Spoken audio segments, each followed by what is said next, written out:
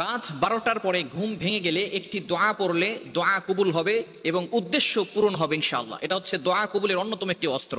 অনেকেই আছেন দোয়া করছেন, দোয়া কবুল হচ্ছে না, বিভিন্ন বিপদে পড়ে আছেন, আল্লাহর কাছে বারবার চাচ্ছেন কিন্তু দোয়া কবুল হচ্ছে না। রাতের শেষ অংশে, অর্থাৎ রাত 12টার পরেই তো রাতের শেষ অংশ হয়। আপনি ঘুমিয়েছেন, হঠাৎ করে রাতের বেলা ঘুম ভেঙে গিয়েছে, অর্থাৎ শেষ রাতের সময় যদি আপনার ঘুম ভেঙে যায়, আপনি একটি চমৎকার দোয়া পড়বেন। নবী সাল্লাল্লাহু আলাইহি ওয়াসাল্লাম চমৎকার একটি দোয়া শিক্ষা দিয়েছেন। এই দোয়া পড়ে আপনি আল্লাহর কাছে যা চাইবেন আল্লাহ পাক রব্বুল আলামিন সেটাই পূর্ণ করবেন। যে উদ্দেশ্য নিয়ে দোয়া করবেন সেই উদ্দেশ্য পূর্ণ করা হবে। আপনার সন্তানের বিয়ে হচ্ছে না, আপনি এটা পড়ে দোয়া করবেন, আল্লাহ পাক রব্বুল আলামিন বিয়ের ব্যবস্থা করবেন।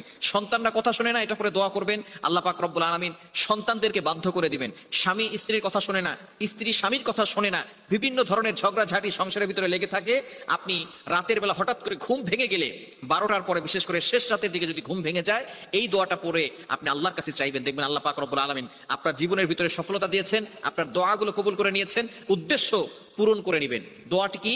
দোয়াটি হচ্ছে লা ইলাহা ইল্লাল্লাহু ওয়াহদাহু লা শারীকা লাহু লাহুল মুলকু ওয়া লাহুল হামদু ওয়া হুয়া আলা কুল্লি শাইইন কাদির সুবহানাল্লাহি ওয়াল হামদুলিল্লাহি ওয়া লা ইলাহা ইল্লাল্লাহু ওয়াল্লাহু আকবার ওয়া লা হাওলা ওয়া লা কুওয়াতা ইল্লা বিল্লাহিল আলিয়্যিল আযীম রব্বিগফিরলি। কয়েকটি বাক্যের একটি চমৎকার দোয়া। এখানে আল্লাহ তাআলার প্রশংসা রয়েছে এবং আল্লাহ তাআলার কাছে সবচেয়ে প্রিয় যে 4টি বাক্য সেগুলো রয়েছে সুবহানাল্লাহ, আলহামদুলিল্লাহ, লা ইলাহা ইল্লাল্লাহ, আল্লাহু আকবার। এই জিকিরগুলো হচ্ছে আল্লাহ তাআলার কাছে সবচেয়ে বেশি প্রিয়। এবং এরপরে আছে লা হাওলা ওয়া লা কুওয়াতা ইল্লা বিল্লাহিল আলিয়্যিল আযীম। চমৎকার একটি আমলের কথা, এটা হচ্ছে জান্নাতের একটি ভান্ডার এবং 70 প্রকার বিপদ থেকে আল্লাহ তাআলা হেফাজত করেন এই চমৎকার দোয়ার মাধ্যমে। এবং আল্লাহ পাক রব্বুল আলামিনের কাছে আপনি শেষ পর্যন্ত দোয়া করতেছেন, রব্বিগফিরলি, আল্লাহ আমাকে ক্ষমা করে দাও। কি চমৎকার দোয়া আল্লাহ তাআলা দিয়েছেন। এই দোয়ার পরে যদি আপনি আল্লাহর কাছে চাইতে পারেন, আল্লাহ পাক রব্বুল আলামিন অবশ্যই আপনার চাওয়াগুলো পূরণ করবেন, উদ্দেশ্য পূরণ করে দিবেন। খুবই চমৎকার একটি দোয়া। এই দোয়াটা পড়তে পারবো তো ইনশাআল্লাহ? নবীজি সাল্লাল্লাহু আলাইহি ওয়াসাল্লাম জানিয়ে দিয়েছেন, লা ইলাহা ইল্লাল্লাহু ওয়াহদাহু লা শারীকা লাহু লাহুল মুলকু ওয়া লাহুল হামদু ওয়া হুয়া আলা কুল্লি শাইইন কাদির সুবহানাল্লাহি ওয়াল হামদুলিল্লাহি ওয়া লা ইলাহা ইল্লাল্লাহু আল্লাহু আকবার ওয়া লা হাওলা ওয়া লা কুওয়াতা ইল্লা বিল্লাহিল আলিয়্যিল আযীম রব্বিগফিরলি রব্বিগফিরলি। আপনি এভাবে যদি আল্লাহর কাছে দোয়া করে রাতের বেলা, গভীর রাতে, শেষ রাতে কিন্তু আল্লাহ তাআলা প্রথম আসমানে আসেন।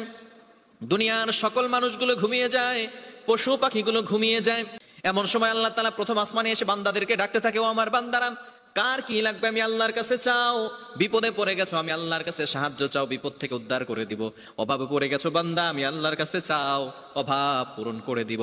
আমি আল্লাহর কাছে গুনাহ মাফ চাও, গুনাহ করে ফেলেছো, আমি আল্লাহ গুনাহ ক্ষমা করে দিব। মুয়াজ্জিন 5 বার মানুষকে ডাকে, হাইয়া আলাস সালাহ, হাইয়া আলাল ফালাহ, কাম টু দা সাকসেস, সফলতার দিকে আসো, কল্যাণের দিকে আসো। কিন্তু এমন একটা সময় আছে যে সময় আল্লাহ নিজে প্রথম আসমানে এসে বান্দাদেরকে ডাকেন, সেটাই হচ্ছে এই শেষ রাত।